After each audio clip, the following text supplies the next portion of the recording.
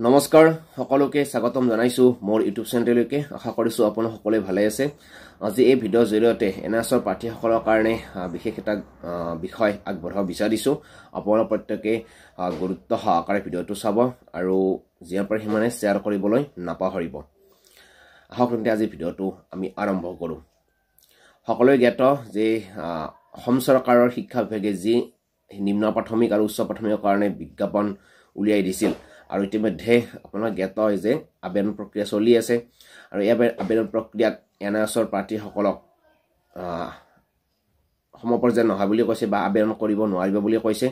যিটো নেকি এনএছৰ প্ৰাৰ্থীসকলক বৰ হতাশ কৰি তুলিছে যদিও মুখেৰে কৈছে যে আবেদন কৰাত কোনো বাধা নাই তেনে ক্ষেত্ৰত সিলেকশন প্ৰচেছত কি হ'ব বা কি নহব সেইটো এতিয়া অনিশ্চয়তাৰ গৰাহত তেনেক্ষেত্ৰত আপোনালোকে কৰিব লাগিব কি বা পিছৰ পৰ্যায়ত আপোনালোকে কৰিব কি আপোনালোকে বহি থাকিলে আপোনালোকৰ সাৰ্টিফিকেট মাৰ্কশ্বিট ভেলিড হ'ব নেকি এতিয়া এনে ধৰণৰ বিভিন্ন প্ৰশ্ন উদয় আহি পৰিছে এই ক্ষেত্ৰত আপোনালোকে প্ৰত্যেকজন এনএছৰ প্ৰাৰ্থী প্ৰত্যেকেই এক্টিভ হ'ব লাগিব আগন্তুক দিনত আপোনালোকৰ সাৰ্টিফিকেট মাৰ্কশ্বিটখন কেনেদৰে ভেলিড কৰিব পাৰি সেইকাৰণে আপোনালোকে প্ৰত্যেকেই সজাগ হ'ব লাগিব কাৰণ আপোনালোকে বহুত কষ্ট কৰি বহুত ত্যাগ স্বীকাৰ কৰি সময় অতিবাহিত কৰি এই সাৰ্টিফিকেট আৰু মাৰ্কশ্বিটখন আপোনালোকে লৈছিল যিটো ডিজাইন বা যিটো ডিজাইন চৰকাৰে বনাইছিল আৰু সেই ডিজাইনৰ ক্ষেত্ৰত মানে কি আপোনালোকৰ এনএছৰ ডিলেটটো সম্পূৰ্ণ কৰা হৈছিল আৰু সেই কোৰ্সটোৱে এতিয়া ভেলিড নহয় বুলি কৈছে অৰ্থাৎ আবেদনৰ যোগ্য নহয় বুলি কৈছে তেনে ক্ষেত্ৰত মানি লোৱাটো কঠিন হৈ পৰিছে কাৰণ এইটো কোৰ্স প্ৰাৰ্থীসকলে কেতিয়াও নিজে কৰা নাছিল চৰকাৰৰ নিৰ্দেশ আছিল আৰু চৰকাৰে কৰা নিজে এটা ডিজাইন গতিকে সেইটোত কেনেকৈ ভেলিড নহয় সেইটো এটা চিন্তনীয় বিষয় হৈ পৰিছে ইয়াৰে যিসকলে এনএছৰ সাৰ্টিফিকেট আৰু মাৰ্কশ্বিট লৈ প্ৰদান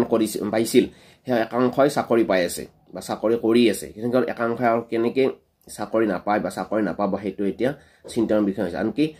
আবেদন কৰিব নোৱাৰিব বুলি কোৱাৰ ক্ষেত্ৰত প্ৰাৰ্থীসকল যথেষ্ট হতাশ হৈ পৰিছে গতিকে আপোনালোকে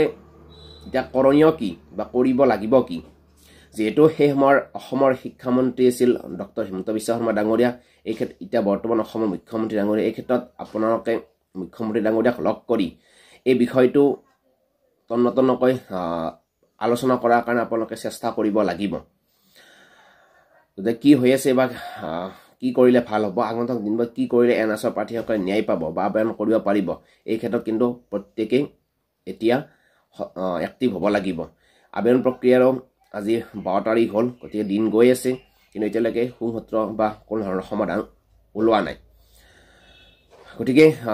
এনএছৰ প্ৰাৰ্থীসকলে এইটোৱে বিশেষ অনুৰোধ যে আপোনালোকে এতিয়া ঘৰত বহি থাকিলে নহ'ব আপোনালোকৰ কাম কোনোবাই কৰিব বা কোনোবাই লাগি থাকিব এনেকৈ ভাবি থাকিলে নহ'ব প্ৰত্যেকে এতিয়া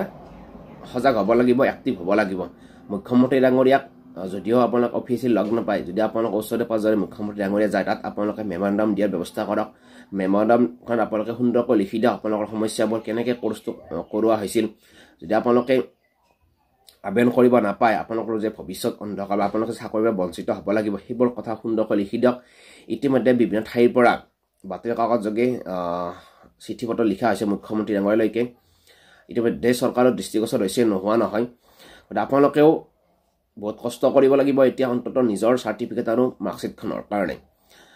আপোনালোকে আবেদন কৰিব পাৰিলেও যে আপোনালোক প্ৰত্যেকেই চাকৰি তেনেকুৱা কথা নহয় কিন্তু আপোনালোকে বহুত কষ্ট কৰি ত্যাগ স্বীকাৰ কৰি লোৱা সাৰ্টিফিকেট আৰু মাৰ্কশ্বিট এখন যদি কোনো মূল্য নাথাকে সেই কোৰ্সটো কৰাৰ কষ্ট সময় এইবিলাক কি হ'ব এনেই যাব গতিকে এনেই যাব দিব নেকি আপোনালোকে নিশ্চয় নিদিয়ে গতিকে আপোনালোকে যিকোনো প্ৰকাৰে কষ্ট কৰি হ'লেও মুখ্যমন্ত্ৰী এগৰাকীক লগ কৰাৰ কাৰণে যিকোনো প্ৰকাৰে চেষ্টা কৰক অফিচিয়েলি হওক বা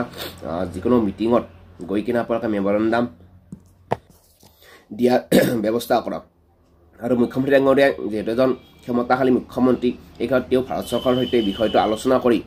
অন্ততঃ গেজেটখন প্ৰকাশ কৰাত তেওঁ নিশ্চয় সহায় কৰিব পাৰিব গেজেটখন প্ৰকাশ পালেই এনএছৰ প্ৰাৰ্থীসকলৰ কোনো ধৰণৰ সমস্যা নাথাকিব আৰু তেওঁলোকে আবেদন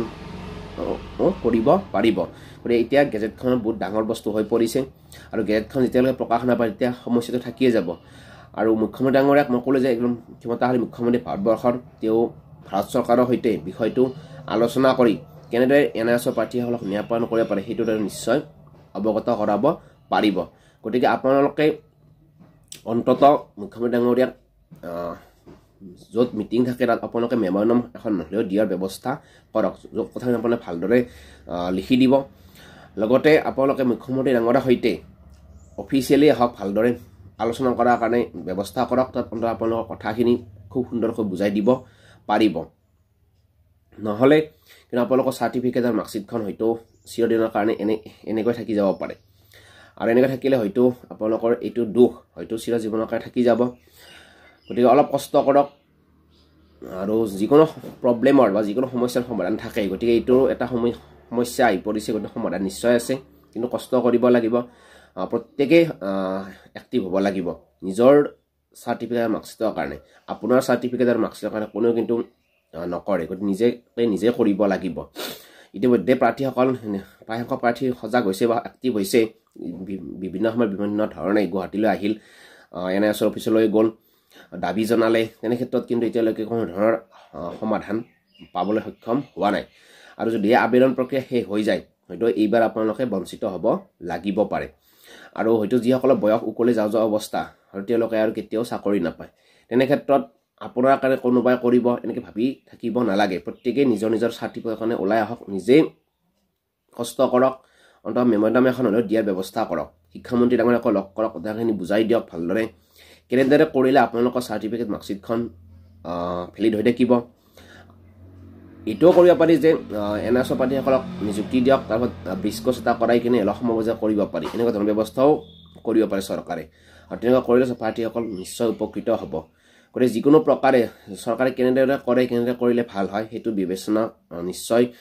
কৰিব যদি আপোনালোকে অলপ এক্টিভলি সজাগ হয় লাগি থাকে বিষয়টো মুখ্যমন্ত্ৰী ডাঙৰীয়াক অৱগত কৰাৰ কাৰণে চেষ্টা কৰে আপোনালোকেও মুখ্যমন্ত্ৰীলৈ চিঠি পত্ৰ লিখক য'ত আপোনালোকৰ NISৰ যি সমস্যা হৈছে সেই সমস্যাখিনি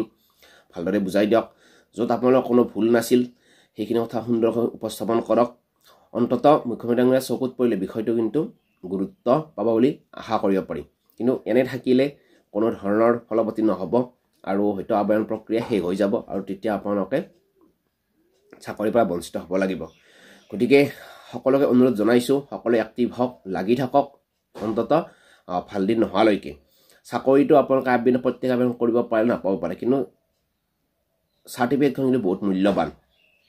আজি আপোনালোকে নাপালে কিন্তু নেক্সট যি পদ মুকলি কৰি দিব তাত নিশ্চয় আপোনালোকে পোৱাৰ সম্ভাৱনা থাকিব